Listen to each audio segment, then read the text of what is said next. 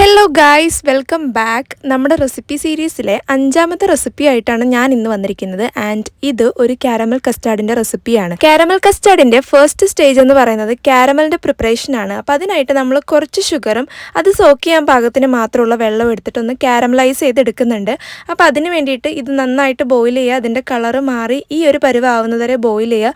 എന്നിട്ട് നമ്മൾ ഏത് മോൾഡിലാണോ ഉണ്ടാക്കാൻ പോകുന്നത് അതിൻ്റെ ബേസിൽ ഇതൊന്ന് സ്പ്രെഡ് ചെയ്ത് കൊടുക്കുക. ചൂട് കുറയുന്നതിനനുസരിച്ച് ഇത് ആയിക്കൊണ്ടിരിക്കുക. അപ്പം അതിന് മുമ്പായിട്ട് നമുക്ക് ഈ ഒരു സ്പ്രെഡിങ് പരിപാടി കംപ്ലീറ്റ് ആയിട്ട് ചെയ്യണം. മുഴുവൻ ഭാഗത്ത് സ്പ്രെഡ് ആയാലും മാത്രമേ ഫൈനൽ ലുക്ക് നമുക്ക് പെർഫെക്റ്റ് ആയിട്ട് കിട്ടുള്ളൂ. ഞങ്ങളുടെ കാരമലിൻ്റെ കാര്യം ഏകദേശം തീരുമാനമായിട്ടുണ്ട്. ഇതിപ്പോൾ കട്ടയായിട്ടുണ്ട്. അപ്പോൾ ഫുള്ളായിട്ട് സ്പ്രെഡ് ആവുന്നതിന് മുമ്പായിട്ട് കട്ടയായതുകൊണ്ട് തന്നെ ഇതിൻ്റെ ബാക്കി ഭാഗം കൂടെ ഫില്ല് ചെയ്യാനായിട്ട് സ്പൂൺ എന്തെങ്കിലും യൂസ് ചെയ്തിട്ടൊന്ന് പരത്തി കൊടുക്കണം. നിങ്ങൾ ട്രൈ ചെയ്യുന്ന സമയത്ത് അലേർട്ടായിട്ട് തന്നെ ചെയ്യണം. ടെമ്പറേച്ചർ കുറഞ്ഞത് കട്ടയാവുന്നതിന് മുമ്പായിട്ട് എല്ലാ ഭാഗത്തും സ്പ്രെഡ് ചെയ്യണം. ഇതും കൂടി കഴിയുമ്പോൾ കാരമൽ സെറ്റായേ. ഇനി നമുക്ക് ചെയ്യാനായിട്ടുള്ളത് കസ്റ്റാർഡിൻ്റെ പ്രിപ്പറേഷനാണ്. അപ്പോൾ അതിനായിട്ട് നമ്മളൊരു 250 ml പാലെടുത്തിട്ടുണ്ട്. അതിനകത്തൊരു 70 ഗ്രാം ഷുഗറും കൂടി ഇട്ടിട്ട് രണ്ടും കൂടെ നന്നായിട്ട് ബോയിൽ ചെയ്തെടുക്കണം. പാലും പഞ്ചസാരയൊക്കെ കൂടെ നന്നായിട്ട് തിളച്ച് വരാനുള്ള ആ ഒരു ടൈം ഗ്യാപ്പിൽ നമുക്ക് അടുത്ത ഇൻഗ്രീഡിയൻ്റ് ആയിട്ടുള്ള മുട്ട എടുക്കാം. മുട്ട നമുക്ക് 3 എണ്ണമാണ് ഈ ഒരു റെസിപ്പി പ്രകാരം ആവശ്യമായിട്ടുള്ളത്.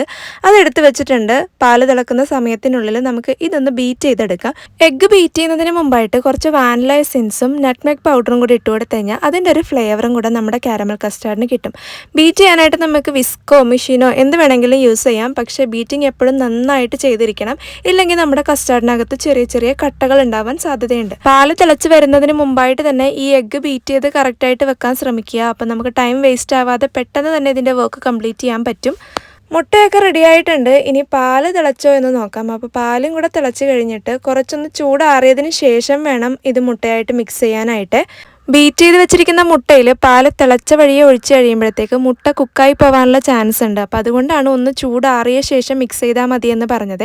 പാൽ ഇതിനകത്തോട്ട് ഒഴിക്കുമ്പം സൈമൾട്ടേനിയസ്ലി നമ്മൾ വിസ്ക് യൂസ് ചെയ്തിട്ട് ഇങ്ങനെ മിക്സ് ചെയ്ത് കൊടുക്കണം. എങ്കിലേ യൂണിഫോം ആയിട്ട് എല്ലാ ഭാഗത്തും മിക്സ് ആകുള്ളൂ. അപ്പോൾ ആ മിക്സിങ്ങും കൂടെ കഴിഞ്ഞാൽ നമുക്ക് മോൾഡിലോട്ട് ഇത് പകർത്തി ഒഴിക്കാം. പകർത്തി ഒഴിക്കുമ്പോഴത്തേക്ക് ഒരു അരിപ്പ് യൂസ് ചെയ്യുന്നത് നല്ലതായിരിക്കും. അപ്പോൾ ഇതിനകത്ത് എന്തെങ്കിലും കട്ടകൾ ബാക്കിയുണ്ടെന്നുണ്ടെങ്കിൽ അത് ഇതിനകത്ത് പെടും. യൂണിഫോം ആയിട്ട് നമ്മുടെ ആ ഒരു ടെക്സ്ചർ മെയിൻറ്റെയിൻ ചെയ്യാൻ ഈ ഒരു സ്ട്രെയിൻ ചെയ്യൽ നമ്മളെ ഹെൽപ്പ് ചെയ്യുവേ. ഇതൊക്കെ കഴിയുമ്പോൾ ഇനി ബാക്കിയുള്ളത് ബേക്കിംഗ് ആണ്. ബേക്കിങ്ങിനായിട്ട് നമ്മൾ ഡബിൾ ബോയിലിംഗ് മെത്തേഡാണ് യൂസ് ചെയ്യുന്നത്. 180 ഡിഗ്രി സെൽഷ്യസിൽ 30 മിനിറ്റ് എടുക്കും ഇത് കുക്കായി വരാനായിട്ട്. അപ്പോൾ 30 മിനിറ്റ് ഓവനിൽ വെച്ചിട്ട് നമുക്കൊന്ന് കാത്തിരിക്കാം. അത് കഴിയുമ്പോഴത്തേക്ക് നമ്മുടെ tasty and delicious caramel custard റെഡിയാകും.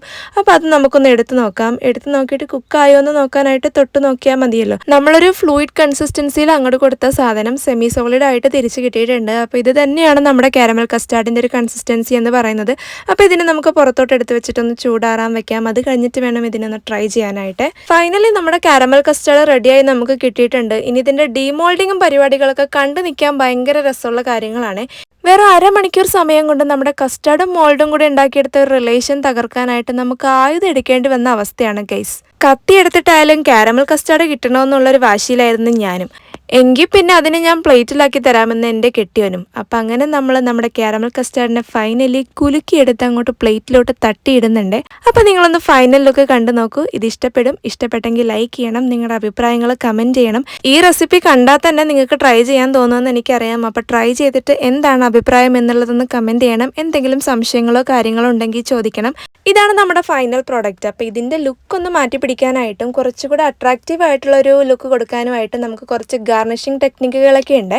വലിയ കലാപരിപാടികളൊന്നും ഇല്ല കേട്ടോ. വിപ്പിംഗ് ക്രീം യൂസ് ചെയ്തിട്ട് ചെറിയ രീതിയിലുള്ള ഒരു സെറ്റപ്പൊക്കെ ചെയ്തെടുക്കുന്നുണ്ട്. അപ്പോൾ അതും കൂടി ഒന്ന് കണ്ടിട്ട് ഇഷ്ടപ്പെട്ടെങ്കിൽ ലൈക്ക് ചെയ്യണം. ചാനൽ സബ്സ്ക്രൈബ് ചെയ്യാതെ വീഡിയോസ് കാണുന്നവരുണ്ടെന്നുണ്ടെങ്കിൽ ചാനൽ സബ്സ്ക്രൈബ് ചെയ്ത് സപ്പോർട്ട് ചെയ്യണം.